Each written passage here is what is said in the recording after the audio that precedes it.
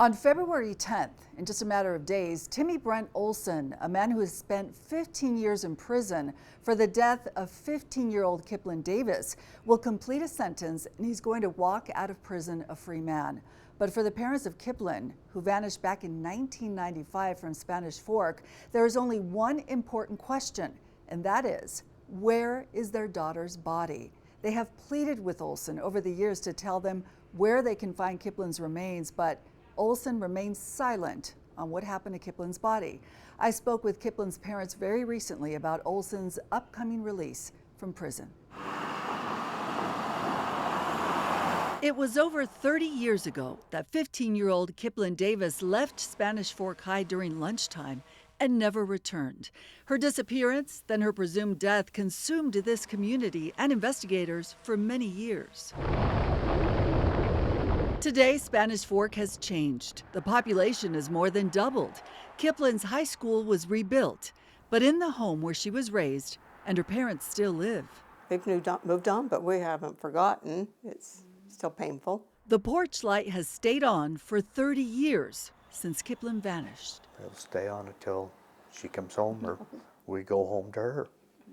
The years have changed Richard and Tamara Davis, but not their memories. Kiplyn's still 15 to me. She's not 48, 45, you know. She's still 15 to me. So in that regard, time has stood still for you. Absolutely. The Davises raised 4 children, including Kiplyn, in this house. We'll never leave this community. In a matter of days, Brent Olsen, the man who was convicted of manslaughter for their daughter's death, will be released from the Utah State Prison, completing his 15-year sentence. What are you going to do? I'm going to try not to think about it. We're not going to think about it. No, I hope 2026 is a good year. How's that? Yeah. And I can't live his life. I got to live mine. Me and Tamara's got to live our lives. Was 15 years long enough? It's not long enough until they tell me where Kiplyn is. But that's what the law said he had to serve. You always seemed very calm in our conversations, but how do you feel?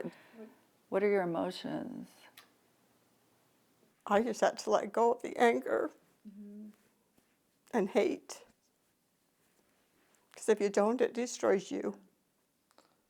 Same thing. We don't have anger anymore. We feel sorry now. We feel remorse for him. There's a higher court that he's going to have to face one day. I hope he understands that. Olsen was sent to prison the first time after he and 4 others lied about the case in federal court. Even after they were sentenced, they refused to say what happened to Kiplyn's body. I feel that they took her up to the canyon. And I think they tried to get, well, I just think they tried to rape her. And she fought them off, and one of them picked up a rock and hit her in the head. And then they hit her again, and then they left her. And when they came back, she had died. And I feel that they buried her in a place, and we've never found her. Then, in state court, Olsen pleaded guilty to manslaughter, but refused to say what happened to Kiplyn's body. He's remained silent, despite pleas from Kiplyn's parents. I wish he would tell us where Kiplyn was. That's all we've ever asked him to do. The last time Richard Davis asked Olsen to reveal the location of his daughter's remains was 4 years ago, during Olsen's last hearing before the Board of Pardons and Parole. At the time, Olsen said he was a changed man. He talks about wanting to be a man. You know, that's what he talked about his last court hearing that we was with, that he is now not a boy anymore and he's not doing the bad things in life, that I've had to grow up and become a man. Well, being a man is having integrity and honesty. And as far as I'm concerned, if you don't have those 2 characters, you're not a man. You know, you got to be honest with yourself and with other people. And there's nothing, if he came forward and told us where she was, I mean, we're not going to throw him back in jail. We're not going to be upset. Man, hallelujah. I'd give him a big hug and thank you for finally, coming forward. Years ago, the Davises placed this monument at the cemetery, eager to give their daughter a dignified resting place. For now, they like to think about Kiplyn in life. What do you think Kiplyn would have been doing? Was there something that she Kindergarten aspired teacher. to? She wanted to be a kindergarten Absolutely. teacher?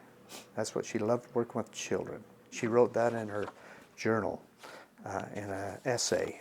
I want to be a kindergarten teacher and have 2 kids. Those memories provide some comfort, but they don't erase the pain. You feel like she's resting peacefully, but she won't be until you have her? She's happy. I feel she's happy. But it's me. It's you. It's me. I won't feel good until I know that she is up there in that proper place that she deserves to be, not in some wherever she is. It just don't feel good.